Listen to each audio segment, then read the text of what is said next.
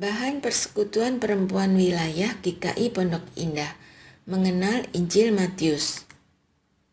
Merespon panggilan Tuhan. Matius 4 ayat 18-25. Dan ketika Yesus sedang berjalan menyusut danau Galilea, ia melihat dua orang bersaudara, yaitu Simon yang disebut Petrus dan Andreas saudaranya. Mereka sedang menebarkan jala di danau, sebab mereka penjala ikan. Yesus berkata kepada mereka, "Mari, ikutlah aku, dan kamu akan kujadikan penjala manusia." Lalu mereka pun segera meninggalkan jalannya dan mengikuti dia. Dan setelah Yesus pergi dari sana, dilihatnya pula dua orang bersaudara, yaitu Yakobus anak Zebedeus dan Yohanes saudaranya, bersama ayah mereka, Zebedeus, sedang membereskan jala di dalam perahu. Yesus memanggil mereka. Dan mereka segera meninggalkan perahu serta ayahnya, lalu mengikuti dia. Yesus pun berkeliling di seluruh Galilea. Ia mengajar dalam rumah-rumah ibadat dan memberitakan Injil Kerajaan Allah, serta melenyapkan segala penyakit dan kelemahan di antara bangsa itu. Maka tersiarlah berita tentang dia di seluruh Syria, dan dibawalah kepadanya semua orang yang buruk keadaannya, yang menderita berbagai penyakit dan sengsara, yang kerasukan, yang sakit ayan, dan yang lumpuh. Lalu Yesus menyembuhkan mereka. Maka orang banyak berbondong-bondong mengikuti dia. Mereka datang dari Galilea dan dari Dekapolis, dari Yerusalem dan dari Yudea, dan dari seberang Yordan. Di dalam misi Allah menyelamatkan dunia, ia selalu melibatkan manusia. Keterlibatan manusia dalam misi Allah bukan karena keterbatasan Allah untuk mengerjakannya, namun justru karena penghargaan dan kepercayaan Allah kepada manusia. Dunia yang Allah ciptakan, baik adanya ini, diberikan Allah kepada manusia, bukan saja untuk dinikmati, namun juga dirawat, agar kebaikan demi kebaikan lahir dari kehidupan untuk mempermuliakan Sang Pencipta. Orang menderita kesepian, terseret dalam kehancuran, putus pengharapan ada di sekeliling kita.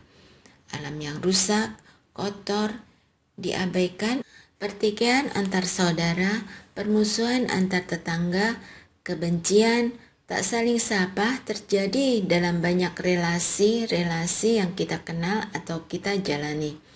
Binatang yang disiksa, direbut habitat hidupnya, jumlah terbatas, dan manusia sibuk memakai kulitnya untuk menghias diri.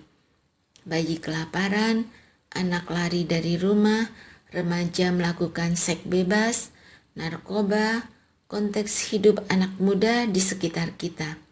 Daftar ini akan semakin panjang, dan itu menyadarkan kita bahwa semakin dibutuhkan peran serta banyak orang untuk terlibat di dalamnya, menghadirkan kebaikan dan sentuhan cinta Allah kepada manusia, alam, binatang, orang tua, orang muda, bayi, dan seluruh makhluk hidup.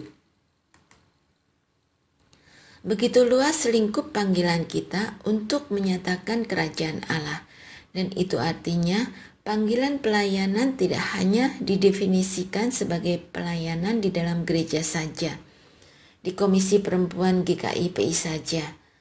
Pelayanan adalah seluruh nadi hidup kita, dimanapun Allah mengutus dan menempatkan kita. Dengan demikian, setiap hari dan setiap kali kita dipanggil untuk memulihkan relasi yang rusak, merawat alam, menyayangi binatang, menegakkan keadilan, menyambut yang tersisih dan terbeban berat, membuka diri pada yang menderita. Di mana mereka? Di setiap jengkal kehidupan kita. Nah, apa jawaban kita? Masuk rumah, menutup pintu dan jendela, seakan-akan tak melihat dan tak mendengar, Atau seperti langkah para murid yang siap memberikan hidupnya untuk melakukan kebaikan, cinta kasih bersama Yesus dari satu kota ke kota lain, dari satu rumah ke rumah lain, dan seterusnya. Mari kita menjawab panggilan Allah ini dengan kesediaan untuk berbagi, bekerja keras, dan berbelas kasihan. Tuhan menolong kita. Diskusikan. 1.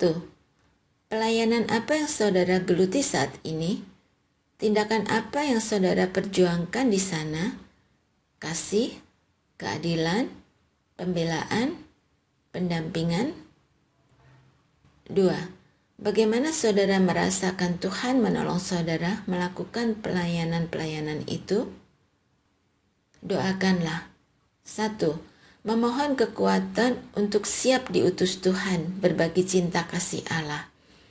2. Memohon agar dimampukan untuk dapat mengajak dan melibatkan semakin banyak orang dalam pelayanan ini.